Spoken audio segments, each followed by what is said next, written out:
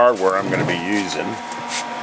I purchased two 4 gig sticks of Mushkin. I went out and did some research and reading on them, and I mean, this is the high speed stuff. It's the 2133, so I shouldn't have any problem with memory speed. I know you don't really gain a whole lot by having faster memory, but I figure if it can run that fast, then you know, when it's running at 1600, it's gonna be real stable. But I got most of this stuff on Newegg. I think it was $78 for this 8 gigs of RAM, but they're a match set, and I will use hyper-threading, so wanted a good match set.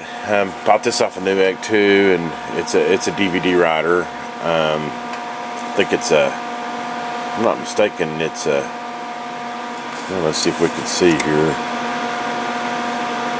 I can't remember who manufactured this, to be honest.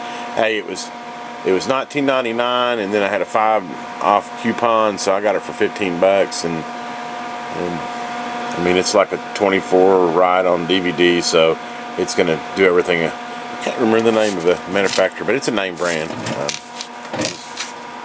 I bought a Biostar TA970, which, yeah, I know. I'm running an ECS motherboard in my current setup, and but I've been using Biostars for years, and actually I've always been real impressed with them.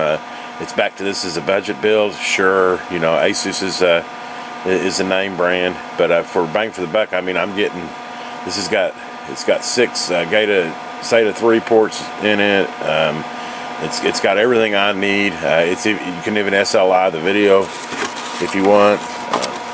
Go ahead and kind of open the box here and let you see what we got here. A couple SATA cables, rear header, manual, CD, and I'll just give you a quick look at the,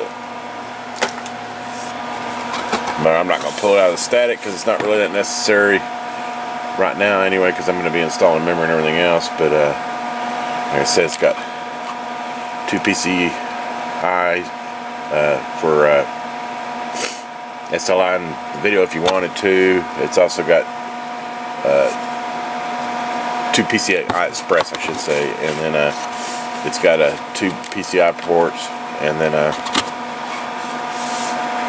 it's got 4 slots of DRAM, which I really like that. DRAM, I said DDR, but it's DDR3, and they're of course set up in pairs, but I think you can run them single. I'm rambling, but I'll get more in depth with the board. But I did a lot of research. If you're not an overclocker, for the 60 bucks I gave for this board, you're gonna be hard pressed to find a better deal. You could get an Asus motherboard in that price range, you know, $60 to $80, but you're not going to have all the extras on this, and it's going to be a bare bones. And to get something with what the specs were on this motherboard, you're looking at, you know, well over $100. And like I said, back to this is a budget build. I'm going with the AMD FX processor, the black edition. This is the FX-8320. I looked at the 8350. You know, this is the 3.5 gigahertz, and the 8350 is the 4 gigahertz, but this does 4 gigahertz in turbo. And if you're an overclocker, this is quite a, people are out there getting 4.8 gigahertz, no problem, stable. But I'm not an overclocker, and I bought accordingly. Like I said, I'm running a quad-core 2.8 old Phenom 920 now, so, and I've never overclocked it, and I have no intentions of overclocking this.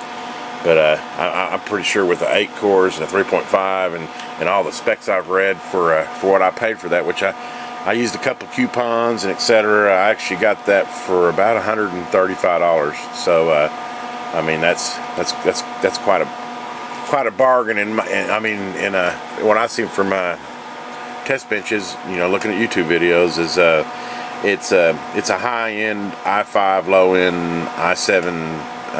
That's kind of where I would categorize the processing power of it. I mean, it's not a high-end i7 by all means, but I would say it's between a higher-end i5 and a low-end i7. So like I said, for the budget I'm on, that was my best bang for my buck. And as I said earlier, it really depends on what your budget is, whether you're an AMD or an Intel fan. I did go with the CORSAIR 860 H60 liquid cooling system. I went out and did some reading, and for what I'm going to do, it's really kind of overkill. But I've never had a water cooling system and really just kind of want to give it a test drive. A lot of good reviews on this one. It's pretty much a plug and play. It's really going to be easy since I'm building a new system. But anyway, it's a CORSAIR 860. You can go out and look at the specs, and there's lots of videos on it. And from what I can tell, and I got it for like $50. So I thought that was a pretty good deal for a water cooler.